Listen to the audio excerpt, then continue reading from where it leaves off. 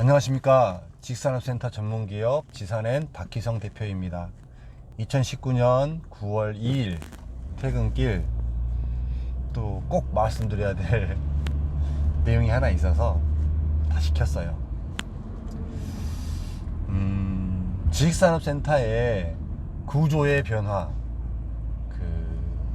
모든 분양 물건에 대해서 소형 평수로 가는 이런 구조의 변화가 이게 수요자의 니즈를 대변한다고 했을 때는 문제가 된다라는 발상입니다. 이거에 대해서 이야기를 드릴게요. 이제 지식산업센터는 아파트형 공장에서 출발해서 맨 처음에 유닛이 되게 컸어요. 제일 큰 평수가 전용면적 200평, 100평, 7, 80평짜리가 꽤 많았습니다. 실제로 그렇게 공장으로 사용하는 사람들이 많았기 때문에.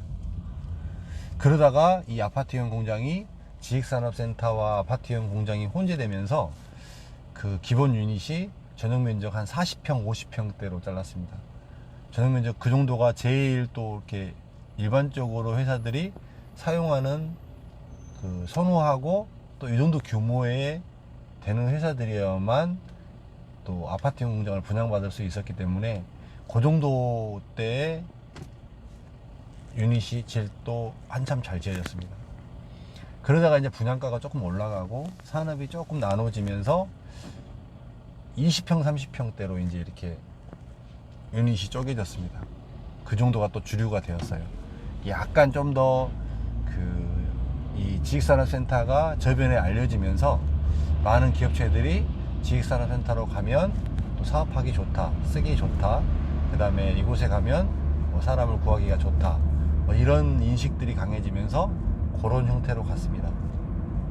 그러다가 이제 2016년, 2015년, 16년 요때를 기점으로 해서 전용 면적이 한 10평, 이제 소형 사무실, 이런 사무실로 이렇게 지식산업센터가 바뀌게 되었습니다. 그 출발점이 문정동에서 시작해서 성수동을 필두로 돌아서 그 다음부터는 거의 대부분이 유행처럼, 트렌드처럼 거의 소형 평수, 전용 10평에서 20평 사이대로 이렇게 지식산업센터를 잘라서 분양을 했습니다.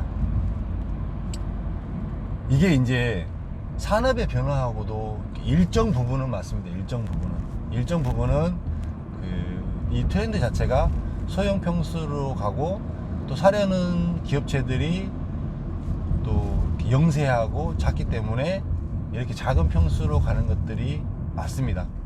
그 다음에 일부는 실제 기업체들이 일부를 사서 일부는 임대를 주고 일부는 내가 사용하고자 하는데, 그런 면에서 대안으로 제시하기도 좋아서 이렇게 작은 평수로 쪼갰을 때 굉장히 많은 대안이 되기는 했습니다. 근데 이거를 이제 대부분의 사람들이 처음에 이야기를 할 때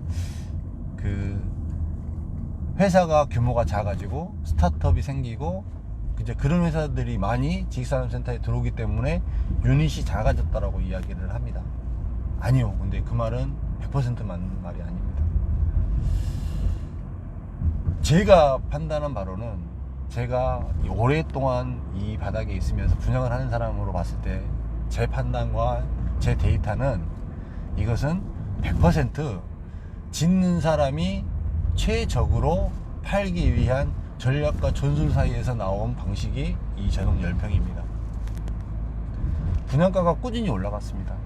그 다음에 개인한테, 기업한테 최대한 편하게 손쉽게 분양하기 위한 이 조건을 맞춰줘야 했습니다. 예전에 기업체에게는 그게 1억이었습니다. 1억이 한계였습니다.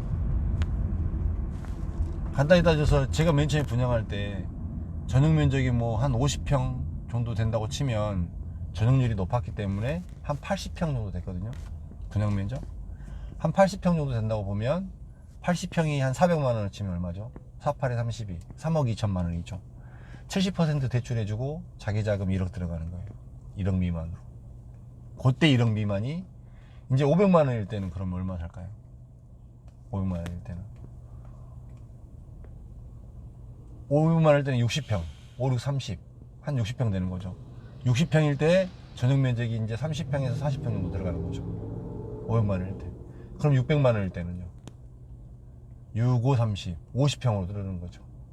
50평이에요. 50평이면 이제 20평에서 30평대로 떨어지는 거죠. 그 다음에 700만 원대면 어떻게 될까요? 700만 원대면 47에 28, 40평이 안 돼야 되는 거죠. 40평이. 한 30평에서 40평대로 들어가야만 700만 원대 했을 때 1억이 들어갈 수 있는 겁니다. 그런데 이제 800만 원, 800만 원이라고 보면 48에 32, 40평, 30평, 38에 24. 이제 800만 원, 900만 원이 넘어가면 이제 30평 미만으로 내려가야 됩니다. 분양평수가. 그러다 보니까 현재의 전용면적이 10평까지로 내려간 겁니다. 전용면적 10평, 분양평수 20평. 그래서 평당 분양가 뭐 한 800만 원, 28에 16, 1억 6천만 원. 이런 구조. 갈수록 좀 더 개인 투자자들이 손쉽게 집어서 손쉽게 분양하기 위한 이런 방식이었지. 이게 결단코 산업이 니즈가 수요자가 이 사무실이 많아서 이렇게 바뀌었다는 게 절대적으로 아니라는 거예요. 이 폐단이 나타났습니다. 실질적으로 이 폐단이 우후죽순으로 생겨서 서울 디지털 산업단지 안에 전용 10평짜리가 임대가가 가장 쌉니다. 임대 물건이 제일 많습니다.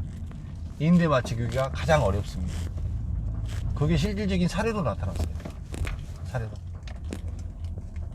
차라리 완전히 크면 좀 더 나았습니다. 임대 맞추기가. 근데 그것도 아니죠. 그러면서 지금 최근에 분양을 하게 되는, 신규로 설계하게 되는 이런 현장에 대해서는 평수가, 기본 평수가 조금 커지고 있는 추세죠. 너무 많다고 판단했기 때문에, 임대사업자가 들어오기가 어렵다고 생각했기 때문에 이렇게 바뀌어가는 것입니다. 근데 이거를 호실이 작으면 무작정적으로 임대가 잘 맞춰진다? 아니죠. 그렇지 않습니다. 호실이 작은 회사가 건실한 회사일까요? 작은 호실을 쓰는 회사가 건실한 회사일까요? 큰 호실을 쓰는 회사가 건실한 회사일까요? 큰 호실을 쓰는 회사가 건실한 회사일 확률이 높습니다. 큰 호실을 쓰는 회사가 임대를 오래 앉아서 쓸 확률이 높습니다. 이 부분도 간과하지 말으셔야 돼요. 이제는 차라리 조금 더 평수를 크게 임대사업을 하는 게 나을 수도 있다라는 이야기예요.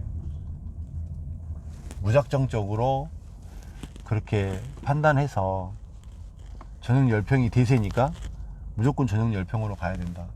이건 굉장히 잘못된 생각입니다. 이 부분이 지금 갑자기 생각이 나서 좀 언급을 드리려고 가다가 다시 이렇게 켰습니다.